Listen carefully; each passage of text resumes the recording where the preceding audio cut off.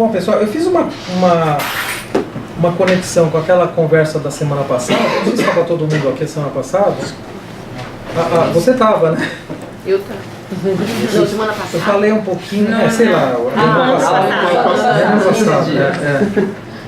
é mais de 15 dias, né? 3 semanas. Então, eu falei um pouquinho do neoliberalismo através do livrinho do Dardo e Laval, e o Wander falou um pouco sobre o Boltanski, né? A questão do novo espírito do capitalismo. Eu vou conectar um pouco com aquela fala, falar um pouquinho sobre capitalismo comunicacional, que eu já falei também na última vez. O que eu tentei fazer hoje foi uma amarração entre todos os nossos temas, né? Então eu pus aqui economia libidinal no capitalismo comunicacional, do discurso ao gozo.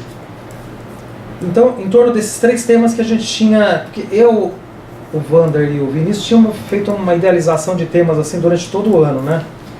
Eu pus até lá no grupo para vocês. Hoje era isso daí, contratos de comunicação, regimes de visibilidade e circuitos pulsionais, né? Então eu tentei amarrar essas 3 coisas. Então vai ser uma coisa que não vai aprofundar em nada muito especificamente, mas tentar juntar um pouco, vamos dizer, como que cada uma dessas questões contribui para os modos pelos quais a gente tem se aproximado das questões, dos temas, dos textos, das pesquisas, né? Então, essa questão da economia libidinal já estava um pouco na semana passada também. Eu citei um pouco o livro da Slade, da cultura do consumo. E aí junto um pouco com a questão da pulsão, com a questão do circuito pulsional, a Zafatli, a Butler, essa questão do discurso ao gozo através da psicanálise. Então eu vou mexer um pouquinho com cada coisa, né? Depois a questão da visibilidade vocês vão ver também. Então vai ser uma coisa muito geral. Depois a gente vai voltar durante o semestre, durante o ano, em algumas questões mais específicas aí, por exemplo, questões mais relacionadas ao Lacan, questões mais ligadas à teoria do discurso também, né? Depois a gente vai pegar, vamos voltar um pouco para a teoria do acontecimento, enfim, a gente vai tentar. A ideia é depois fazer um livro, né? Um livro que seja meio didático, assim. Didático para as pesquisas, né? Que permita abordar essas questões mais concretamente. Eu estava olhando hoje também o livro do Christian sobre aquele análise de discurso através da psicanálise que ele lançou em 2016. É bem interessante também, viu? Eu estava dando uma passada lá, talvez valha a pena a gente dar uma olhadinha. Aquele pequenininho da Estação de Letras e Cores, chama Análise Psicanalística de Discurso, uma coisa assim. É bem interessante porque ele é bem sintético, ele passa por todas as coisas, ele dá exemplo do grafo do desejo, tem muita coisa lá interessante. Eu até tirei umas coisinhas aqui no meio. Então vamos lá. Pontos fundamentais então, né, dessa nossa pegada. Primeiro, o que nós estamos construindo são análises no campo comunicacional a partir de uma teoria do discurso e da psicanálise. Teoria do discurso que conecta principalmente com Laclau, né? E a psicanálise lacaniana, né? Enfim, cruzando aí um pouco com Zizek, um pouco com Christian Dunker. Então aí junta, vamos dizer assim, categorias de discurso e de gozo, né? O gozo ligado lá ao circuito pulsional e o discurso aí um pouco através dessa pegada aí do Laclau, né? Que é uma espécie de teoria pós-estruturalista do discurso. Segundo ponto, crítica da tendência de naturalização de certos discursos ligados ao neoliberalismo e à psicologia positiva, que é o que nós falamos a semana passada, né? Quer dizer, como é que certos discursos aí dentro do neoliberalismo naturalizam uma série de formas de ver, de formas de visibilidade, de formas de construção do eu, aquela coisa toda que nós vimos a semana passada. Essa coisa do autoempreendedorismo, tudo isso. Bom. Terceiro ponto, exame da cultura do consumo construída em torno da publicidade e do marketing a partir de regimes de visibilidade midiáticos, que é o que a gente já viu também na hipermídia, nas hipermídias, no sintoma e fantasia também. Por exemplo, a Cíntia trabalhou aí a questão da gourmetização, eu trabalhei lá com o Edilson a questão da construção dos futuros através de uma certa ideia de tecnologia. O Vinícius trabalhou muito a ideia de sustentabilidade, aquela coisa da inversão sintomal que as revistas fazem do discurso crítico da sustentabilidade, lá do ambientalismo, né? Então enfim, isso aí é um pouco esse ponto aí. Quarto ponto, o que e quem deve e pode aparecer inscrito nas superfícies midiáticas, o que significa ser visível, né? Essa questão do o que tende a acontecer para alguém ou alguma coisa ter visibilidade e outra não, né? Por que se dá essa distribuição de formas bastante específicas em torno da visibilidade, né? Vamos pegar isso um pouquinho também.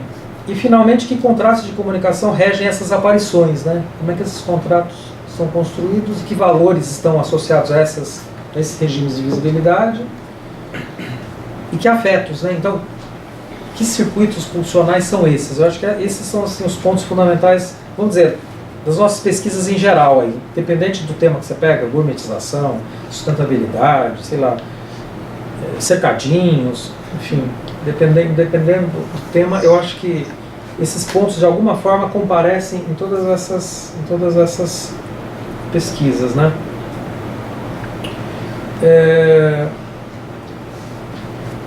Então, o primeiro ponto, essa questão do capitalismo comunicacional, a gente tem chamado de capitalismo comunicacional, mas basicamente é o capitalismo globalizado, que a gente falava na semana passada, em que a comunicação tem um papel fundamental, né? Quer dizer, lembrando um pouco aquela passagem do capitalismo de produção para o capitalismo para a cultura de consumo, e a cultura de consumo hoje está, vamos dizer, a ideia do giro comunicacional, da presença da publicidade, do marketing e tal, é fundamental para essa cultura de consumo construir as figuras de sucesso e assim por diante, né? O EOSA, do neoliberalismo, aquelas questões todas que a gente trabalhou. Então, o primeiro ponto, eu peguei um pouco do Semprini, aquele livro O Marketing da Marca, em que ele faz, no começo ele faz uma abordagem um pouco dessa questão dos valores de consumo nessa cultura mais recente, em que, vamos dizer, tudo conta a partir do valor signo, né? Uma ideia que já está lá no Baudrillard também. Então os produtos já não se limitam a características de preço, de qualidade, etc., mas é preciso um plus, né?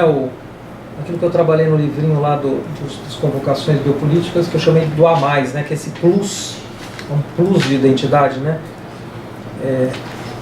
Que é construído a partir de um banho comunicacional, né? Que os tecnólogos de discursos constroem. Então a comunicação versa cada vez mais sobre justamente esses aspectos que as pessoas chamam de materiais. Eu não gosto muito desse termo imateriais, mas enfim, dá para entender do que se trata. O Gortz construía muito essa coisa do valor imaterial, né?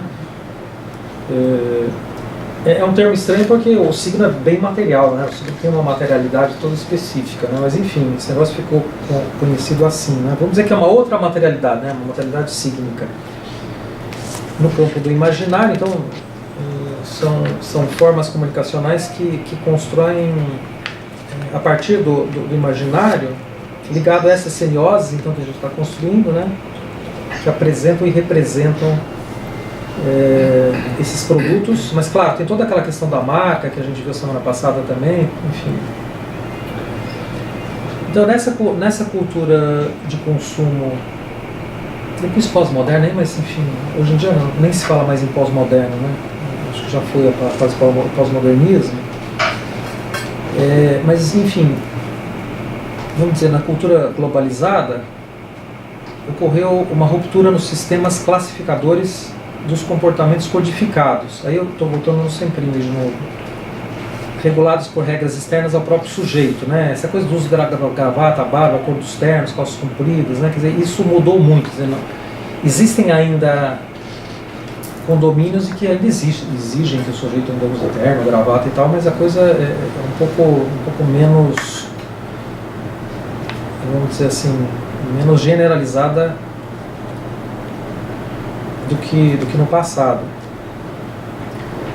As práticas de consumo se tornam cada vez mais complexas, parâmetros monodimensionais de análise como idade, sexo ou renda não são já suficientes para explicar os hábitos de consumo, quer dizer, uma complexificação dos hábitos de consumo. Na medida que os sistemas de significação e representação cultural se multiplicam, somos confrontados por uma multiplicidade desconcertante e cambiante de identidades possíveis. E aí se coloca a função de mapeamento das mídias em termos dessa construção, dessas posições de sujeito. Né? E as sociedades globalizadas pós-modernas, tardias, são caracterizadas pela diferença, né? São atravessadas por divisões e antagonismos sociais que produzem uma variedade de posições de sujeito. No fundo, o que ele está falando é que a sociedade é toda, por um lado, a lógica cultural dela é o multiculturalismo, e por outro, é toda dividida em condomínios, né? Que vale, então, por essa lógica das diferenças, né? E como vai dizer o Zizek, a única coisa que eu não posso fazer é colocar o sistema em questão, né? Não existe vamos dizer, a única coisa que não pode ser mexida é justamente essa ideia do sistema funcionando, né? A gente não pode mexer no capitalismo, o Zizek está falando o tempo inteiro. E que é o que precisaria fazer, na verdade, né? Fazer uma crítica ao capitalismo de uma forma mais geral. A questão é por que essas sociedades aí, todas divididinhas, todas multiculturais, por que elas não se, vamos dizer assim, não se dissolvem, né? não se desarticulam, né? Aí o Stuart Hall responde lendo Laclau, porque seus vários elementos podem ser discursivamente articulados. Essa ideia de articulação do Laclau. Essa articulação é sempre parcial. A articulação é justamente você pegar os vários significantes e montar discursos a partir daí. Então, os discursos, vamos dizer, eles duram um certo tempo e depois eles se dissolvem. Por isso ela é sempre parcial. Nenhuma articulação, nenhum discurso, ele tem esse poder de totalizar a realidade, né? Ele funciona durante um certo tempo, depois, frente aos outros discursos, ele vai perdendo a potência, né? No certo sentido, ele tem potência durante um certo tempo. A estrutura da identidade sempre permanece aberta, nesse sentido, para o Laclau, né? Essa é a vida líquida de Bauman, o amor líquido, a modernidade líquida. Embora tenha o outro lado disso, como vai dizer o Christian, que se por um lado tudo parece líquido, por outro, quando alguma coisa sai do eixo, vamos dizer assim, há uma resposta social que é bastante sólida, né? Através de medicação, através de cacetete, né? Enfim. Então, quer dizer, ela é líquida por um lado, mas por outro, ela é bastante sólida, né? Quando a coisa sai de uma certa normalidade. Agora, essa normalidade não é mais a normalidade da modernidade. Uma normalidade mais disciplinar, né? Mais, um outro tipo de normalidade hoje. A relação com o normal hoje é bastante diferente. Porque, inclusive, o normal, ele funciona... Quer dizer, eu tenho uma espécie de normalidade mais geral, né, ligada ao neoliberalismo, que a gente viu semana passada, mas eu tenho normalidades que são mais nos condomínios, que elas vigem mais nos condomínios, né? É menos a lei, mais o regulamento, né? É menos a lei geral e mais exatamente, exatamente. E aí alguns psicanalistas vão falar que existe uma espécie de dessimbolização social, né? O super-eu freudiano, que era mais repressivo, caiu, né? Eu tenho, regendo agora tudo isso, um super-eu mais ligado ao gozo, né? Um super-eu que desgoza e tenha prazer. Isso por um lado, mas isso tem duas faces, né? Quando a coisa sai muito fora, pelo menos quando principalmente quando põe em questão o sistema, aí a reação é bastante sólida, né? É bastante dura. Então tem essa questão da articulação, né, do Laclau. E essa ideia de deslocamento, né? Quer dizer, eu tenho sempre, como eu tenho sempre esse discurso sempre antagonista, né, em relação a outros discursos, eu tenho sempre o campo dos antagonismos, então eu sempre tenho deslocamentos. Os discursos, na medida que eles vão tendo que responder à ameaça dos outros discursos, ou se a gente pensar em termos de teoria do acontecimento, eu tenho os sujeitos que são fiéis ao acontecimento, mas eles estão sempre em embate com os sujeitos que são reativos ou obscuros, né, que são os fascistas. Então sempre o discurso vai se deslocando, o discurso vai, à medida em que eu vou tendo esses embates, o discurso vai se deslocando, né? Quer dizer, ele vai perdendo a potência, ele vai tendo que se rearticular no certo sentido. Então vamos dizer assim, essas rearticulações são sem cessar, né? Elas não param. E as identidades vão se desarticulando. As proposições de sujeito que respondem aos discursos, né? Então a gente sempre tem que pensar os discursos dentro dessa, vamos dizer assim, dentro dessa dinâmica do campo da discursividade, né? É sempre uma dinâmica antagonista. Enfim, e aí sempre tem essas novas articulações. Aí é a cadeia significante e a cadeia significada. A cadeia significante é essa daqui. E a cadeia significada é essa daqui. Aí tem uma concepção de linguagem que vem lá desde o Saussure, né? Que eu tenho, o significante não é colado no significado. Não é como se eu tivesse, sei lá, o nome e a coisa, que são completamente correspondentes, né? Quer dizer, a relação entre palavras e coisas, ela não é referencial, né?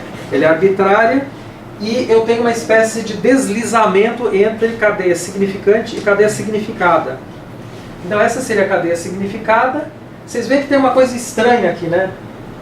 Enquanto a cadeia significante está correndo para lá, a cadeia significada está para trás, né? Essa é a representação que o Lacan usa, né? Na verdade, esse daí é o primeiro andar do grafo do sujeito do Lacan. Eu não vou entrar no grafo do sujeito, do grafo do desejo do Lacan, eu não vou entrar no grafo hoje, só nesse primeiro ponto, porque, enfim, o Lacan tira a ideia de ponto nodal daqui, né? Então, é isso que me interessava, só pegar um pouco essa ideia do ponto nodal, só para a gente ver como é que o Lacan controla. Depois, uma outra oportunidade, a gente volta para pensar no grafo do desejo, como é que funciona. Então a gente tem que imaginar o seguinte, que aqui é uma série de significantes flutuantes que, vamos dizer, estão à disposição no campo da discursividade. Uma série de significantes, liberdade, fraternidade, sei lá, revolução, socialismo. E, por alguma razão, um determinado enunciador, num determinado momento, em embate com outros discursos, constrói uma determinada totalização discursiva. Isso daqui é uma espécie de totalização discursiva, uma cadeia significada, em que você pega um determinado significante, liberdade, por exemplo, e constrói um discurso sobre a liberdade. Sei lá, na eleição agora de 2018, sei lá, o PT vai ter que construir um discurso ao redor, sei lá, da plataforma. O que o PT vai fazer? Não sei, mas... né? Vai ter que construir. O PSDB também. Então, nesse momento, o enunciador faz uma espécie de costura significante, né? Vamos dizer, o Lacan vai falar em estofamento. Ele vai chamar esse enunciador de estofador, porque ele vai costurar alguma coisa aí. Ele vai pegar esses significantes que estão flutuando ali no campo discursivo e vai amarrar eles numa determinada forma discursiva. Então, vamos dizer, eu escolho um determinante primordial, que seria esse daqui, e por aqui eu meto a agulha significante. É por aqui que eu costuro o discurso. Então, vamos dizer, essa região de cima aqui seria o discurso, esse discurso construído. Então, para o Lacan, há um deslizamento recíproco entre a cadeia significante e a significada.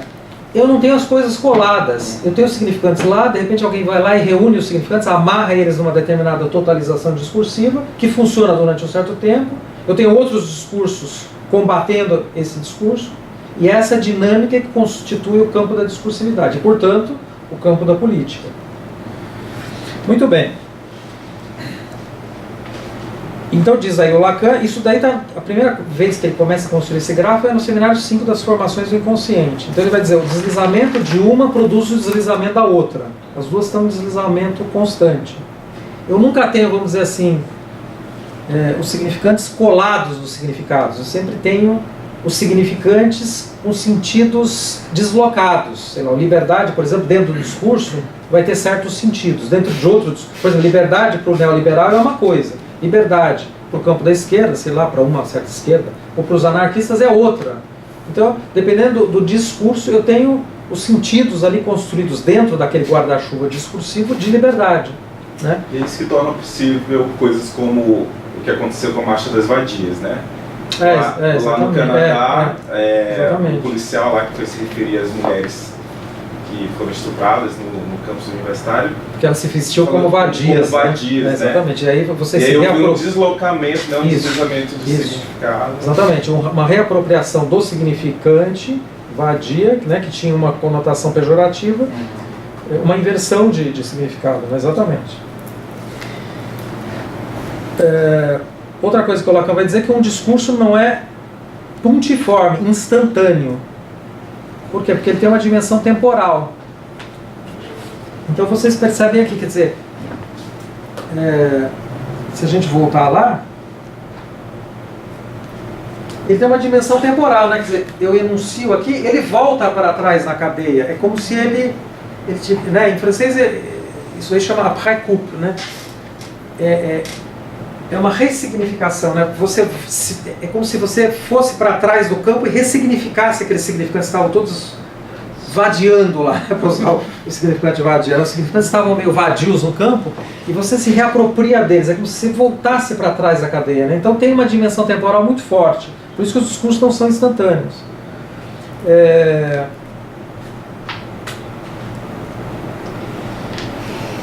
Diz aqui o Lacan, é absolutamente necessário que eu tenha dito a última palavra para que vocês compreendam a situação da primeira.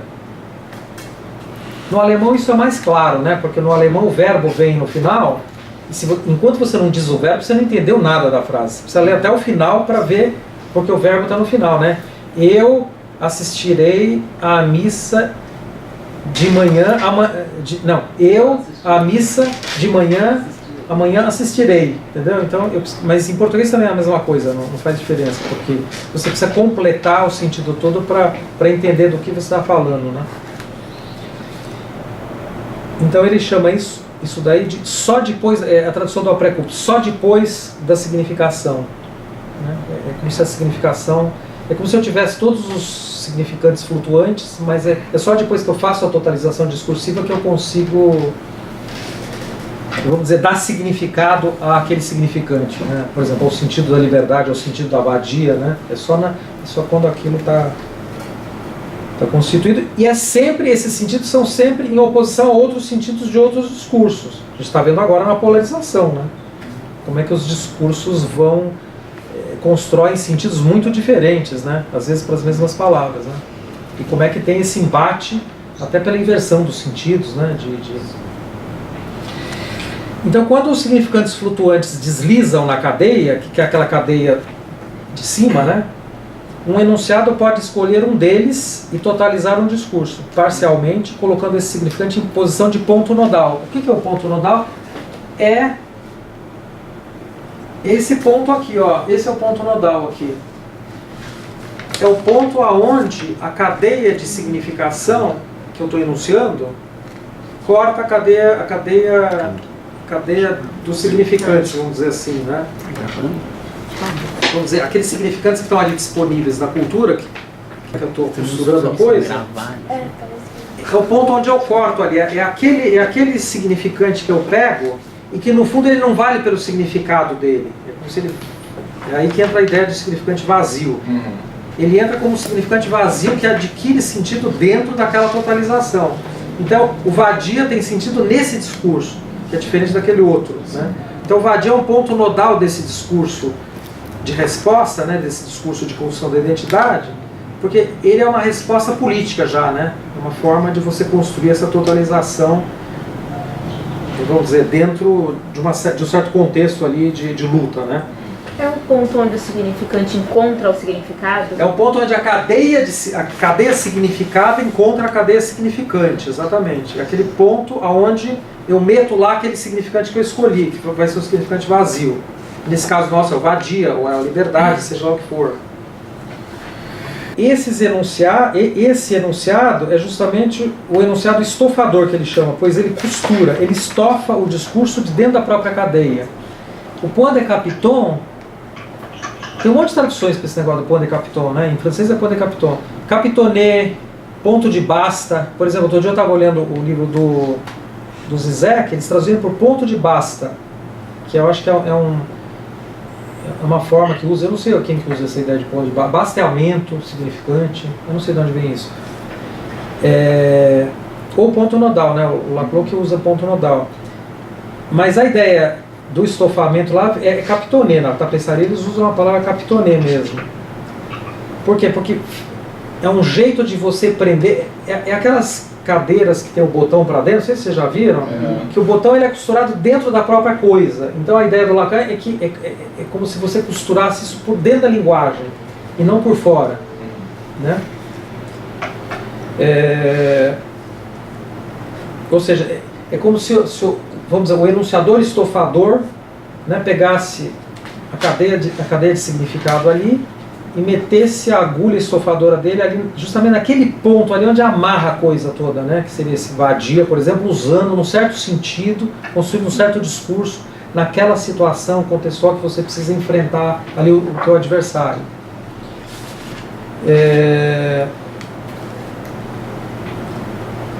Esse treco aí é o tal do Capitone, exatamente. Vocês reconhecem isso, né? Isso é o ponto nodal. O ponto nodal, esse ponto onde eu faço, né, vamos dizer, o estofamento discursivo, amarrando o negócio dentro da cadeia mesma da linguagem, né? Um pouco essa ideia. Tá claro essa ideia de ponto nodal? Você que não estava... Tá claro? Mas isso nunca é permanente, é sempre provisório. É sempre provisório porque o que acontece? O campo é antagonista o tempo inteiro, né? Eu sempre tenho os... Né? Quer dizer, em termos de teoria do acontecimento, eu tenho um determinado acontecimento que rompe, vamos dizer assim, o status quo, né? Nesse sentido é parecido um pouco com o Deleuze, né? Essa ideia do acontecimento. A partir do acontecimento eu tenho uma série de discursos que tentam se apropriar, dar sentidos ao acontecimento. Então, é uma série de posições diferentes ali dentro, né, desses discursos. Então cada um desses discursos vai criar posições de sujeitos diferentes que tentam dar sentidos ao acontecimento, né? Então eu tenho os sujeitos que são mais fiéis ao acontecimento, que estão lá defendendo, vamos dizer, a novidade do acontecimento, e os sujeitos que são contra o acontecimento. Eu quero voltar a uma situação antes, vamos acabar com o acontecimento, que é um pouco a ideia de 2013, né? Quer dizer, os discursos depois vão contra isso, não teve nada de novidade e tal. Vamos voltar, não teve acontecimento. E os sujeitos obscuros que não querem nem voltar, eles querem a volta da ditadura militar, quer dizer, é uma espécie de discurso que o Badiou chama de sujeitos obscuros, né? Que seria uma coisa pior ainda do que o sujeito reativo, né?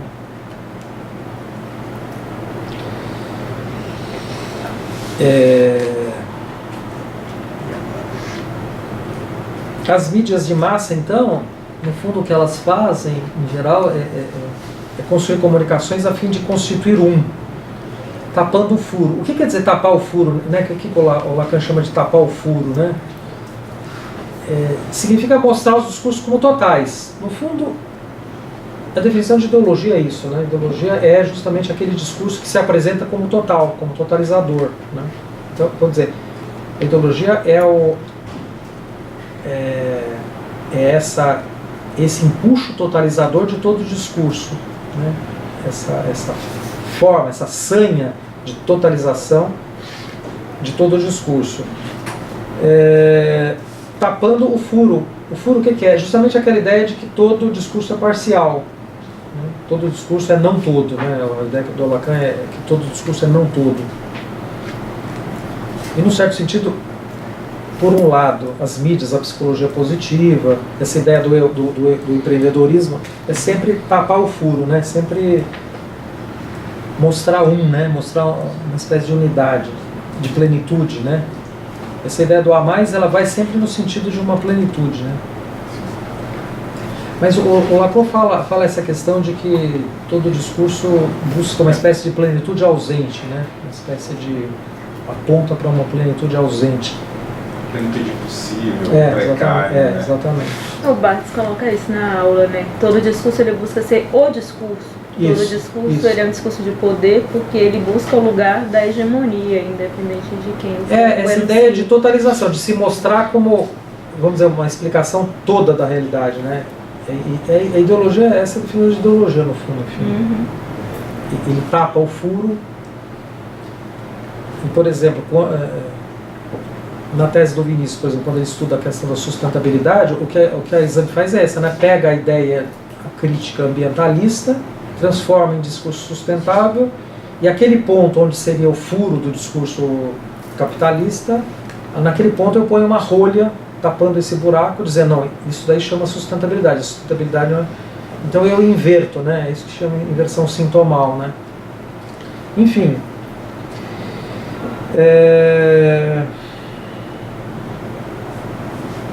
E aí eu dou uns exemplos de reportagens aí de liderança, receita da felicidade, como ficar rico, que tem aí na Hipermídia, tem um monte, né, que a gente, dessas reportagens que a gente estudou naquela época.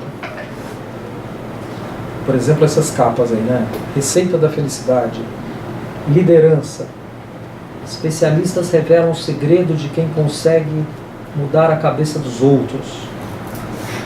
Como ficar rico, essa coisa de como ficar rico aparece muito. Na Veja tem muitas capas sobre essa coisa do fulano de 6 milhões de dólares, a loirinha de 13 milhões de dólares, como ficar rico. Essa coisa das virtudes do neoliberalismo também aparece muito, né? Por exemplo, criatividade é uma virtude que está sempre sendo construída, né? A ferramenta que forjou o mundo pode ajudar você a melhorar de vida. E vocês veem que quer dizer, se fosse fazer uma análise semiótica, olha que interessante, eu pus do lado aqui porque a figura, né, da lampadinha, né, figura de senso comum, né, essa coisa da lampadinha, né, a figura aqui como, vamos dizer, como uma ideia, né, e aqui a coisa do dinheiro, a efígie do dinheiro, né, mas a lampadinha é como uma espécie, essa coisa da importância de você encontrar uma ideia, né, aqui a ideia criativa, e aqui a inteligência para você chegar, aprender com as derrotas, etc.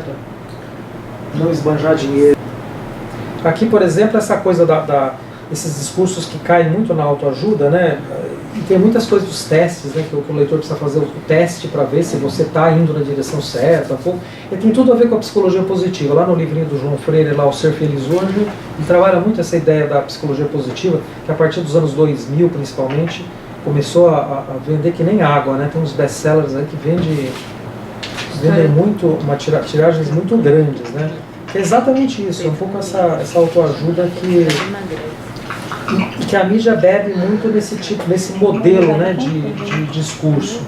Tem um monte de palestrante ficando rico. Tem um monte, nossa, os caras ganham cada palestra 10 mil, 20 mil reais, uma coisa impressionante. Tem os coaches também. Exatamente, esse tipo de discurso. A receita dos vencedores. Esse é o poder da mente, é um pouco o poder da inteligência, né? Que tipo de inteligência as pessoas devem construir. Esse é o poder da mente. É interessante porque vocês veem a figura que aparece aí, né? Uma figura ligada à coisa digital também, né? Computador, exatamente. O aumento das informações e das exigências. Não consigo ler. Na escola? Na escola do trabalho está elevando o nível. Elevando o nível da inteligência da humanidade. Hoje em dia essa matéria. Como é que chega a essa conclusão, né? Ficção, né? Exatamente. Essa daí acho que é de 2000, se eu não me engano. Então, essa daí eu fiz uma análise longa no livrinho das convocações biopolíticas, é o capítulo 6. Eu fiz uma análise longa só sobre essa matéria.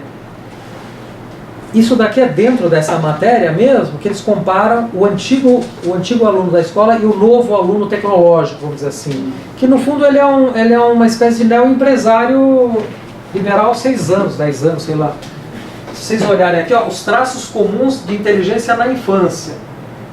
Se vocês olharem as virtudes que a criança tem que ter, ó, curiosidade, persistência e empenho na satisfação de interesses, capacidade de autocrítica e de criticar os outros, bom humor, facilidade de propor ideias diante de um estímulo novo, liderança, capacidade de se indignar diante de injustiças, facilidade de adaptação a desafios novos, imaginação e fantasia sob controle, facilidade de se relacionar a informações aparentemente diversas e distantes. Essas seriam as virtudes de um neoliberal mirim, né?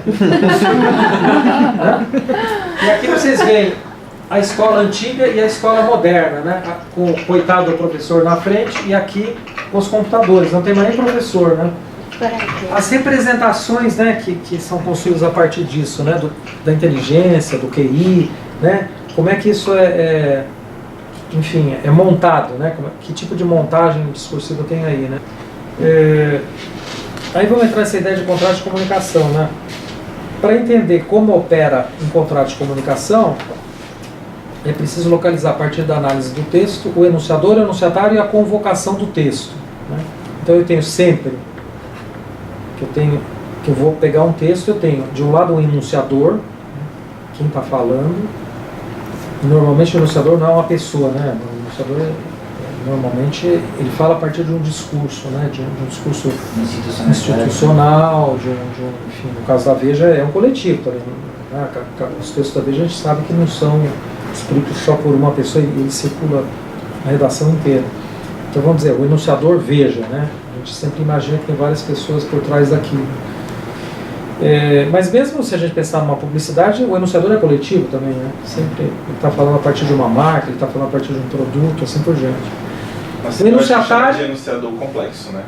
Exatamente. O enunciatário seria o quê? Seria uma espécie de público projetado ali a partir do texto, né? O texto projeta um público que, claro, no caso da Veja, por exemplo, a gente sabe que eles fazem grupos de discussão, eles conhecem o leitor, né? Eles sabem mais ou menos, eles vão estudando e a partir também dos retornos vão construindo, vamos dizer, esse enunciador é sempre reposto, né? Ele é sempre reproduzido. E a convocação do texto, claro, qual que é a convocação do texto? O texto está interpelando, está modalizando o quê, né? Então sempre tem esses três pontos em termos de contrato de comunicação, né? E aí tem essas questões todas que decorrem daí, né? As nossas análises sempre tem que dar conta disso. Que narrativa é colocada aí, sempre lembrando que a narrativa é sempre uma narrativa de transformação, né? Sempre tem um sujeito em busca de alguma coisa, né? Se transformando, ele tem que se transformar para atingir aquilo, um pouco aquele esquema da semiótica. Exatamente, sempre o esquema da semiótica, né?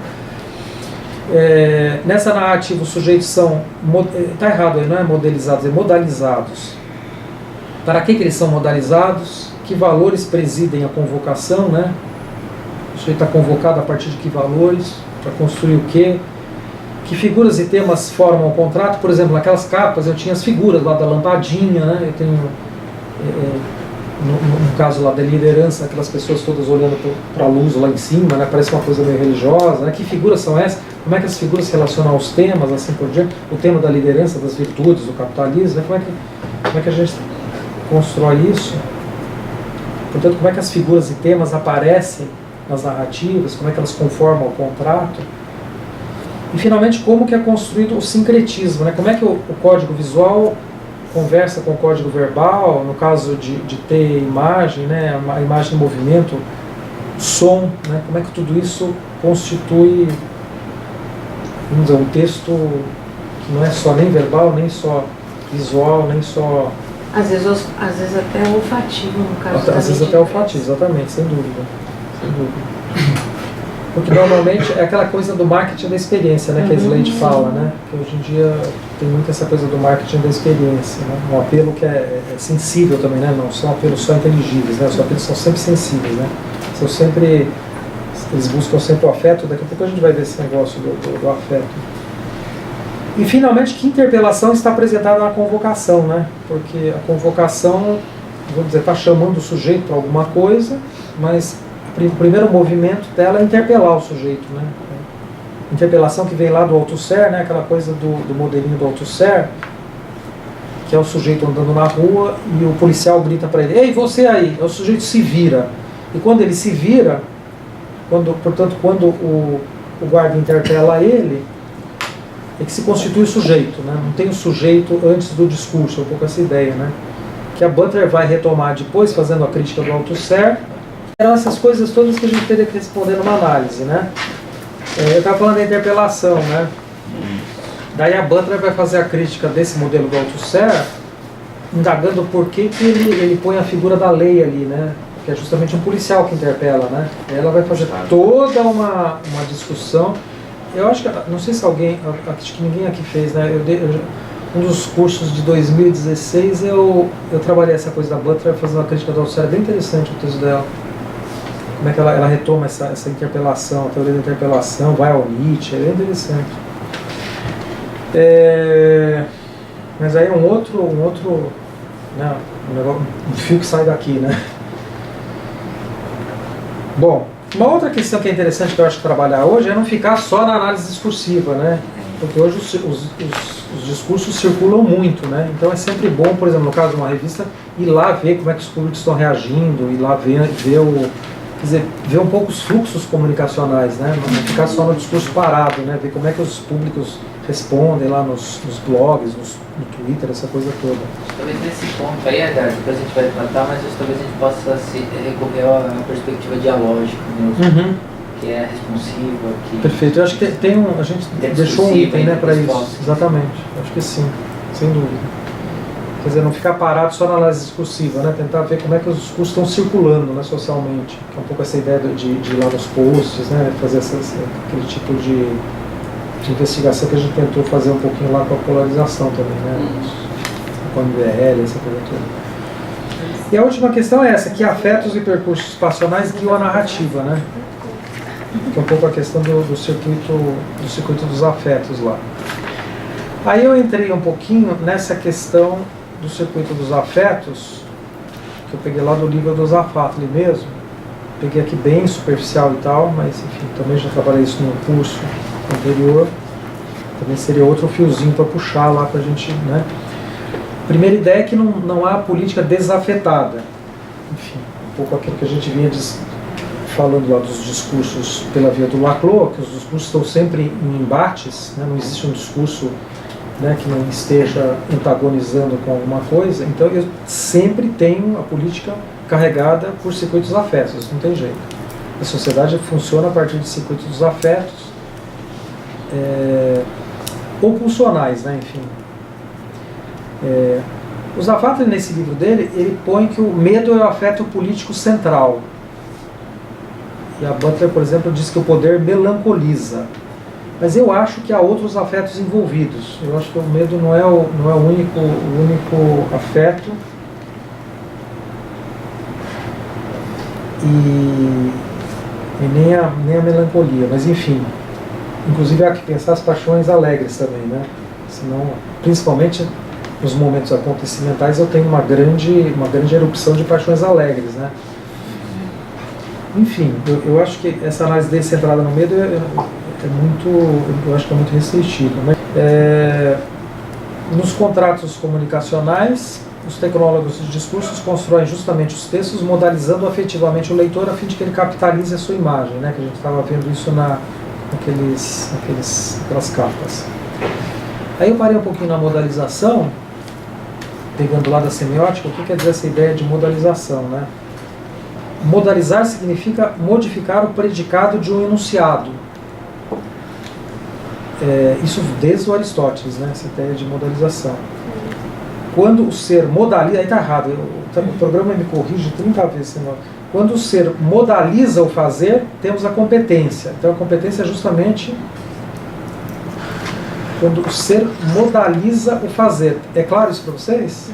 O ser modalizando o fazer? Vocês têm, por exemplo, um sujeito que não sabe fazer uma coisa e eu tenho lá um mestre que vem e ensina ele a fazer aquela coisa. Né? Ele transmite um saber que vai alterar o fazer dele, ele vai aprender a fazer uma coisa. Então, o ser está sendo modalizado pelo fazer ali. Agora, eu tenho sempre ali, tenho sempre as coisas juntas. Aqui, no caso, eu tenho o saber também, né? O mestre está ensinando ele. A semiótica enfatiza o papel que desempenham nos discursos os valores modais. Porque tem os valores descritivos, né, e tem os valores modais. Né? Eu estou enfatizando aqui os valores modais, mas eu tenho os valores descritivos. Por exemplo, que eu estou descrevendo estados, por exemplo, né? Não estou descrevendo modalidades. Quando entram o querer, o dever, o poder e o saber, aí que entra essa coisa das modalidades. Né? Aí, de novo, ele corrigiu. A estrutura modal, por exemplo, do dever fazer, eles chamam de prescrição. Né? Quer dizer, por exemplo, discursos que fazem prescrição, por exemplo, esses discursos enunciadores aqui, né, midiáticos, falar, você deve, para você chegar lá, você deve aprender, sei lá, informática, por exemplo, você deve agir daquele jeito, exatamente, são prescritivos, né? Agora, eu tenho as do dever ser também, né, a estrutura modal do dever ser, que seria o quê? A necessidade, né? Isso deve ser assim, né? É necessário que você faça assim, que seja assim. Um sujeito que quer salvar a princesa do dragão, por exemplo, precisa ser modalizado para a luta, né? Para o dever fazer, para que possa derrotar o monstro. Então, enfim, isso aí é um pouco a semiótica clássica, né, da narrativa. Eu só passei aí porque eu uso um pouco essa ideia de modalização, né? Então, só para deixar claro isso. Aí voltamos para o Zafatri lá no circuito dos amparos. Eu dei só aquela saidinha lá para falar da mídia, mas volta um pouco para essa ideia do desamparo, que eu acho interessante, que é o seguinte. Vocês lembram que ele falava que o afeto primordial ligado ao poder era o afeto do medo para ele, né? Eu até relativizei um pouco, mas que de qualquer modo, vamos dizer, tem um pouco essa ideia central no livro dele.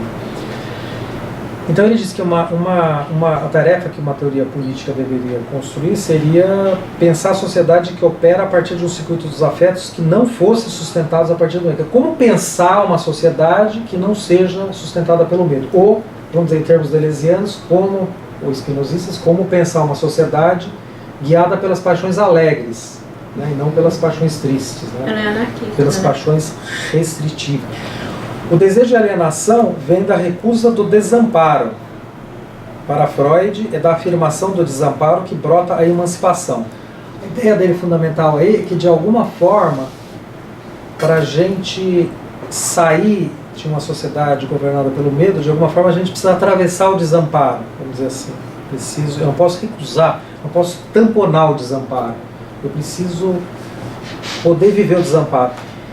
É uma outra forma de dizer que, de alguma forma,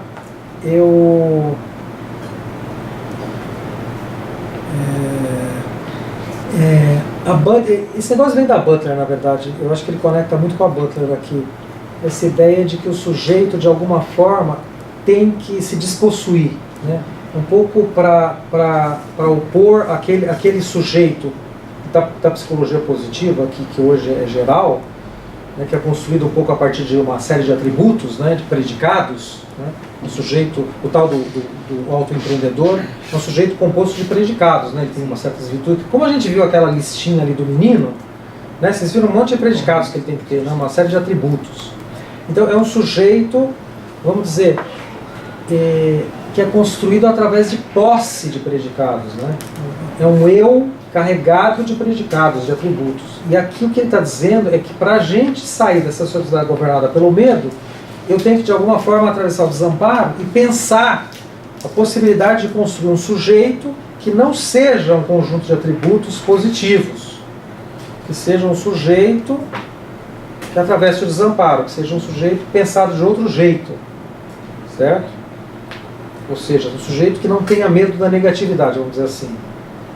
No Deleuze a gente teria que construir isso diferente, porque não tem a figura da negatividade. Não, tem, mas não é formulada dessa maneira. Não é essa coisa central do furo, né, que trabalha ali, exatamente. Verdade, você falando agora, eu estava lembrando do Sennett, da coesão do caráter.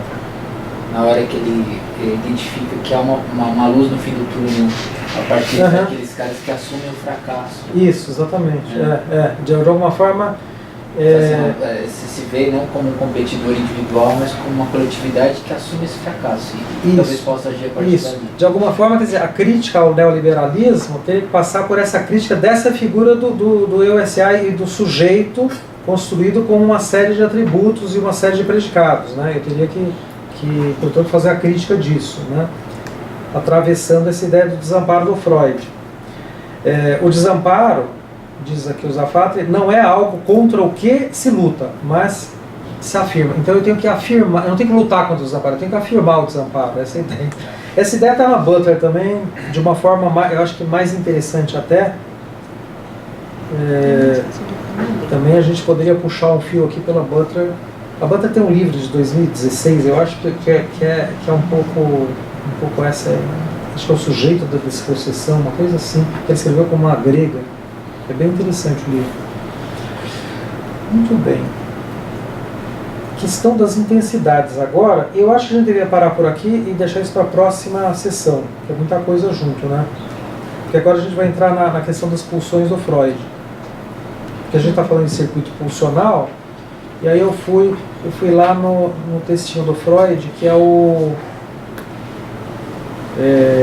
Destino das Pulsões, de 1915. Apesar de ser um texto antes da pulsão de morte, eu acho que é um texto interessante, que é onde ele introduz a coisa pulsional, que no fundo é essa ideia de intensidade, né? Por exemplo, a semiótica tensiva trabalha a ideia de intensidade, né? No Freud chama pulsão.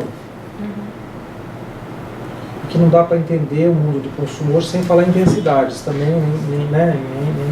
Os afetos no fundo são intensidades. Mas eu acho melhor deixar para a próxima. Inclusive, se vocês quiserem ler para a próxima o Destino das Pulsões, seria bacana.